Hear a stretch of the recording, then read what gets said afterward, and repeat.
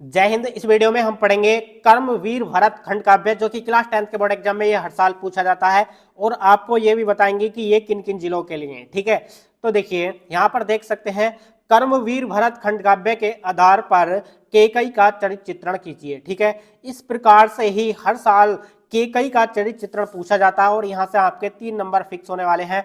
Video को and तक देखते रहना। और यहाँ पर आप देख सकते हैं, जितने भी स्टूडेंट्स मेरठ, फर्रुखाबाद, पीलीभीत, रायबरेली, यानी कि जितने भी स्टूडेंट इन जिलों के हैं वे इस क्वेश्चन को अटेम्प्ट करेंगे और आपके यहाँ से 3 नंबर बिल्कुल फिक्स हो जाएंगे। ठीक है, तो देखिए हमने बहुत ही आसान करके लिखा है, वीडियो को एंड तक देखते रहना।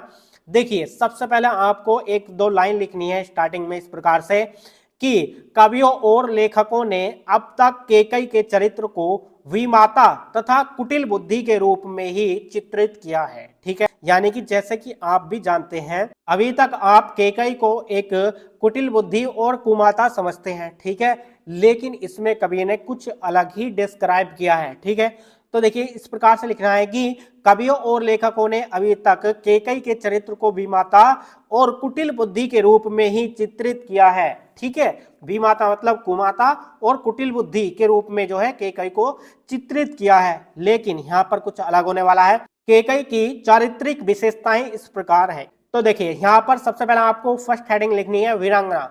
तो देखिए इसमें लिखना है, केकई युद्ध क्षेत्र और कर्म क्षेत्र दोनों में ही वीरांगना की भांति उपस्थित है।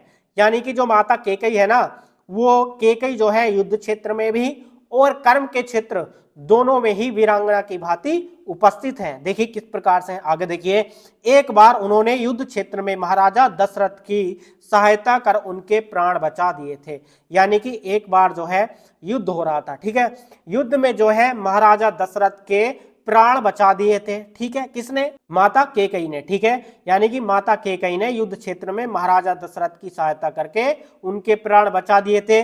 केकई श्री राम से बहुत स्नेह रखती हैं, परंतु फिर भी उन्हें वनवास भेजती हैं। यानी कि जो माता केकई है ना, वो जो है श्री राम से बहुत प्यार करती हैं, परंतु फिर भी उन्हें वनवास भेजती हैं। क्यों भेजती हैं इसको हम आगे बताएंगे। ठीक है, तो देखिए इसका भी एक बहुत बड़ा रीजन है, उसके लिए उन्होंने राम को वनवास भेजा। ठीक है, इसको हम आगे डिस्क्राइब करेंगे। देखिए सेकंड हेडिंग डालनी है आपको कर्तव्य परायण। ठीक है, तो देखिए कर्तव्य परायण में लिखना है, केकई अपने सभी कर्तव्यों को भली भांति समझने वाली तथा उनका पालन करने वाली सशक्त नारी है। इस प्रकार से लिख सकते हैं कि केकई अपने सभी कर्तव्यों को भली भांति समझने वाली तथा उनका पालन करने वाली सशक्त नारी है। ठीक है, आगे, वे एक क्षत्रिय माता होने के साथ साथ अयोध्या की रानी भी है। यानी कि क्षत्रिय किनको बोलते हैं? जो रक्षा करते हैं। यानी कि वे एक क्षत्रिय माता होने के साथ साथ अयोध्या की रानी भी हैं। इसलिए वे चाहती हैं कि राम वनवासी बनकर प्रजा के कष्टों को दूर करें। यहाँ पर आप सोच रहे होंगे, यदि राम को वनवास दिया जाएगा तो राम जो है अपनी प्रजा को किस प्रकार से कष्ट से दूर कर सकते हैं? यही तो सोचने वाली बात है। लेकिन यहाँ कुछ अलग ही कारण है। इस प्रकार से यदि उनके जीवन में ये सब कष्ट झेलने ना पड़ते और इस प्रकार की उनके जीवन की लीला नहीं होती तो आज श्री राम को कोई भी नहीं पूछता। ठीक है, यानी कि श्री राम की इस प्रकार की लीला के कारण ही हर किसी के मुख पर राम राम का नाम है। ठीक है, तो देखिए उसके बाद नेक्स्ट पॉइंट है यहाँ पर थर्ड, मानवता का हित चाहने वाली। यानी कि जो माता केकई है ना, वो केवल अपना ही हित नहीं चाहती बल्कि संपूर्ण जाति का वे हित चाहती हैं। यानी कि संपूर्ण मानव जाति का हित चाहती हैं। इस प्रकार से आपको बना कर भी लिख सकते हैं कि केकई स्वयं तक सीमित रहने वाली राजस्त्री नहीं। यानी कि वे केवल अपने आप तक सीमित रहने वाली राजस्त्री नहीं है, वे उनकी भी शुभ चिंतक हैं जो युगों युगों से दबे हुए हैं और अशिक्षित हैं।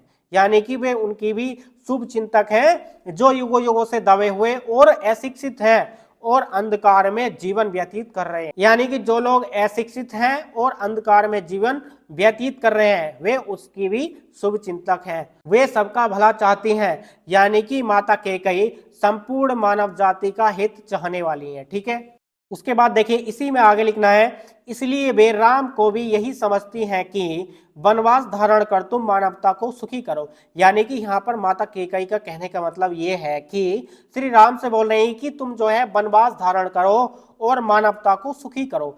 यानी कि श्री राम के वनवास धारण करने से ही मानव जाति किस प्रकार से सुखी होगी, यहाँ पर कहने का मतलब यह है, यानी कि श्री राम की किस प्रकार से लीला की गई है, और यदि इस प्रकार से श्री राम को वनवास नहीं होता तो ना तो आज कोई श्री राम का नाम लेता और ना ही इस प्रकार से कोई रामायण का पाठ होता। ठीक है, देखिए किस प्रकार से माता कैकेयी ने हमारे उज्जवल भविष्य के लिए सोचा है। ठीक है, तो देखिए ये सोचने का विषय है। उसके बाद नेक्स्ट पॉइंट लिखना है, राम के प्रति अगध स्नेह रखने वाली।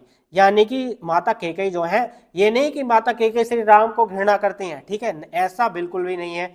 यानी कि श्री राम को जो है बहुत प्यार करती थी वो। ठीक है, देखिए कैकेयी अपने हृदय के विचारों को स्पष्ट रूप से सबके सामने रखती हैं। देखिए किस प्रकार से रखेंगी वो, इसलिए वे भरत को धैर्य के साथ दशरथ मरण एवं राम वन गमन का प्रसंग सुनाती हैं।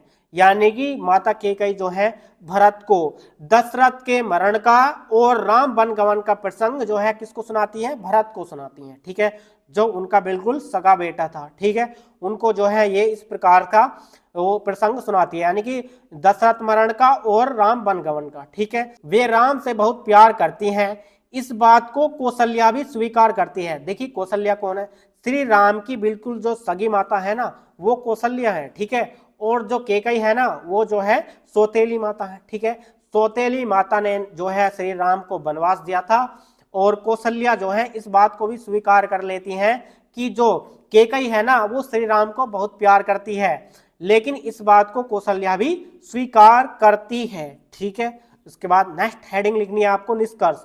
तो देखिए निष्कर्ष में लिखना है, कवि ने कैकेयी के चरित्र को उज्जवल बनाकर भारतीय नारी को गौरव प्रदान किया है। यानी कि जैसा कि आप जानते हैं अभी तक आप जो कैकेयी को ना आप एक माता को कुमाता समझते हैं। ठीक है, लेकिन यहाँ पर सोचने का विषय है किस प्रकार से माता कैकेयी ने क्या सोचकर वनवास दिया था। यदि इस प्रकार का वनवास नहीं होता तो इस प्रकार की कोई लीला नहीं होती। ठीक है, तो इसीलिए आने वाले उज्जवल भविष्य के लिए माता कैकेयी ने श्री राम को वनवास दिया था। ठीक है, तो देखिए यहाँ पर हम जो है माता कैकेयी को कुमाता समझते हैं, लेकिन ऐसा नहीं है। यहाँ पर कवि ने क्या किया है, कवि ने जो है कैकेयी के चरित्र को उज्जवल बनाकर भारतीय नारी को गौरव प्रदान किया है। ठीक है, इस प्रकार से निष्कर्ष में लिखना है। तो डे स्टूडेंट इस प्रकार से यदि आप बोर्ड एग्जाम में लिख कर आएंगे तो आपको 100% एकदम 3 मार्क्स मिल जाएंगे। ये वीडियो आपको कैसी लगी हमें कमेंट बॉक्स में जरूर बताएं।